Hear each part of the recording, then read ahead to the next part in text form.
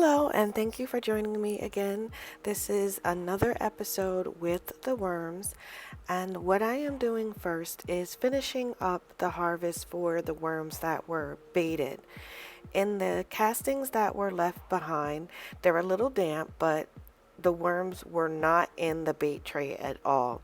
This lets me know there's a very good chance that all of them were baited out already. So this material I'm going to let sit for a day or two to dry up a little bit, and then sift it and add it to the already finished castings that have been sifted in a tote. The tray that I used in the bait for baiting, I'm just going to add whatever food and material it is right to the tote where the worms were, just in case there's juvenile worms that I can't see or any small wisps. The material here, you could see where the worm activity was. There was a good size rectangle where the worms are getting in and breaking down the material in the bin. So this food is just going to end up being added to it, and I am going to not add any additional food because really what I added all last week is still just sitting in that bait tray. And after a while, if you add too much food, the bin can smell. I know the bait tray, the food from there, since it's been sitting for a week and not much activity to break it down, it does have a smell to it. So I'm just going to cover that up, and then this bin will be taken care of for the next week. It'll be interesting to see how quickly the worms get in there and start breaking the material down. Unlike what happened last time I harvested, there hasn't been a loss of the colony size. When I go through the bedding, I do find a lot of worms. So that finishes this one up for this week. As I've mentioned before, the most troublesome harvest is from the VermiBag Mini, and the castings in the VermiBag Mini still have this weird consistency. Some parts are mushy, some parts are crumbly, some parts seem dried out. I'm unsure how to proceed with this one. I did have a comment on a previous video about spraying it down, so maybe I will do that same thing, spray it down and wet it and then let it dry again and see if that helps it. I'm almost to the point where I think I might just put this outside in one of my beds that is overwintering and just let it go, but we'll see if the spraying of any moisture to the castings will help it dry out a bit more evenly. After I sifted through just a little bit, those two bins were set aside. Moving over to the first of the regular totes. Now these totes, I did a half harvest on them last week of the finished castings, and I'm trying to finish up the harvest without taking too many of the worms. I did mention in the first video for harvesting out the castings that you get a band of worms. So between the new bedding and the finished castings, the worms kind of hang out between there, and I didn't want to really take too many of the worms. This does mean that I do end up sacrificing a little bit of the finished castings into the new bedding, and that's okay because the finished castings kind of jumpstart the activity in the bedding, but I still didn't want to take too much. So I'm trying to get as much as I can before I get to the worms. They really like that environment in there. It's always like a good inch or so band between the two material that I end up seeing the worms have a lot of activity in there. So this horizontal migration is done for this bin. I will have to sift through the castings to make sure I don't carry away any of the worms. I do put my castings in a tote and set it aside for a month or two when I do have a lot of castings in the winter. This ensures that I am able to let any cocoons that I may take or any junior worms that do exist in the sifted castings. It gives them time to get bigger so that I can once again sift through and take them out. I'm satisfied with the amount of castings I'm harvesting this time through from the regular totes, and letting the bin go a little longer and adding more material than I usually do was the key to that. The only downside to this much material is that the tote is extremely heavy. The castings gain weight week over week with the material that's added in there and broken down, and the finished castings are a lot heavier. So this is not something I would recommend if you have any issues with lifting heavy items back and forth, because this bin definitely put on weight from the beginning to this stage. Once I've retrieved all of the finished castings that I am comfortable with taking out of this tote, I took the new bedding and just put it to the throughout the whole bin, released the worms from just the little small corner that they had.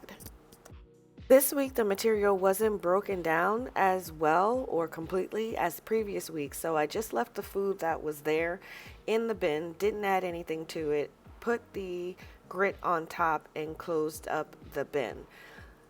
These worms now have officially started their next cycle for harvest, so I will see what happens during this course. It's always unpredictable, but I have completed a full cycle of the worms. You can always go back to the first video with this cycle, which I will link above, so you could see the progress of this bin from beginning to end of harvest.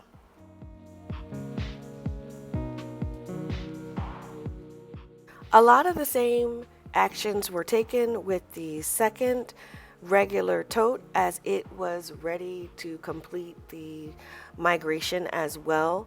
It doesn't seem on camera that the line between the finished castings and the new casting is really visible, and that's because the worms in this bin were hanging out a lot at the top, so they've broken down a lot of the new bedding on the uppermost layer, but in the actual bin, when I looked at it, I could still see a very visible line.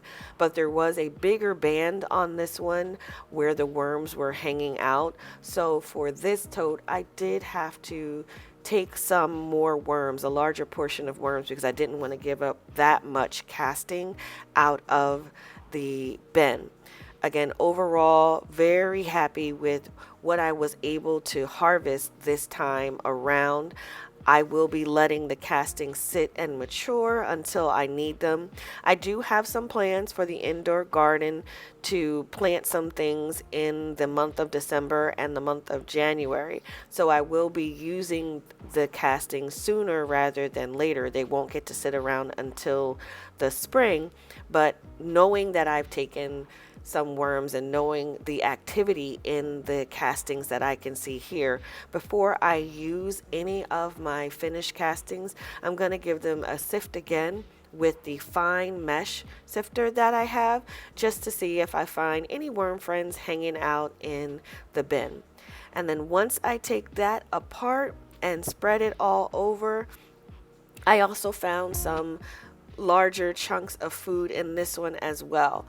And what has been the running theme for the two different regular totes? This tote does have more moisture than its other tote. I haven't mentioned it in a while, and it's good to note for anyone new watching, but my regular totes don't have any holes at the bottom. I also don't double stack them. I just leave the tops off for the moisture to escape.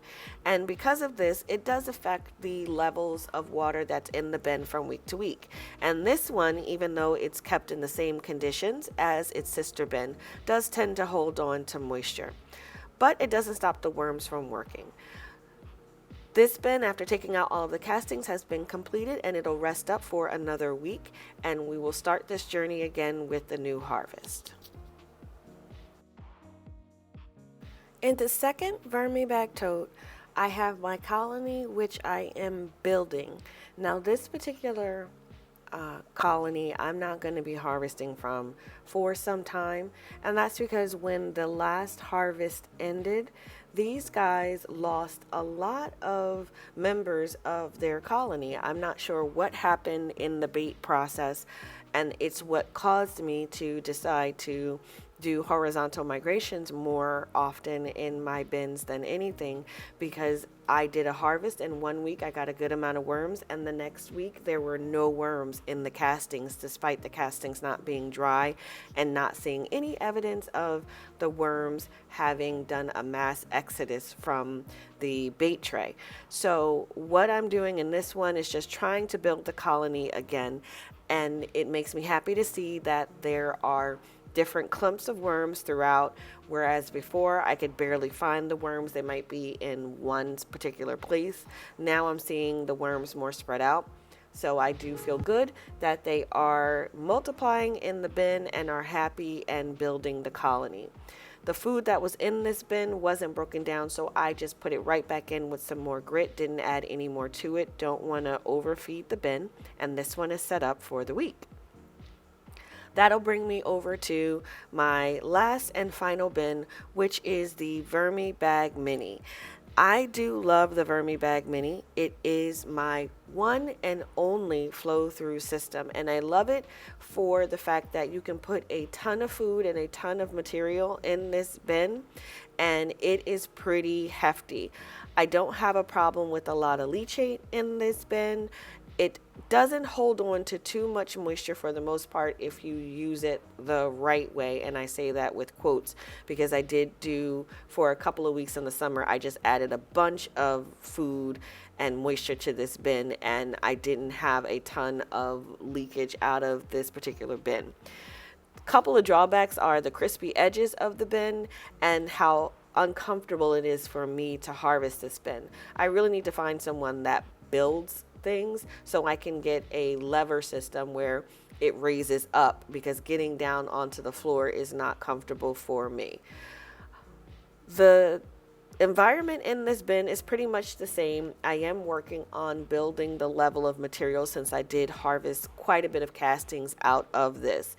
And since I commented on my crispy edges, what I'm doing in the bin is putting the more wetter feeding, which is the melon rinds, in along the sides, and leaving the apple pieces, which have been in here for a couple of weeks now. I'm leaving the apple pieces towards the interior. The worms take a while to break down the apple, so it's a good source when I don't want to add too much moisture into the bin. It's a great thing to feed them.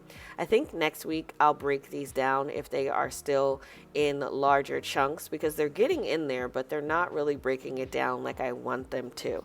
So I put them face down because the flesh part of it is a little softer for the worms to get in and break the apples down. And then I just covered this one up and put the grit on it. And that completes the update for all of my bins. Thank you so much for sticking with me to the end. If you like and enjoy the content, please subscribe. And as always, thank you so much for watching. Until next time.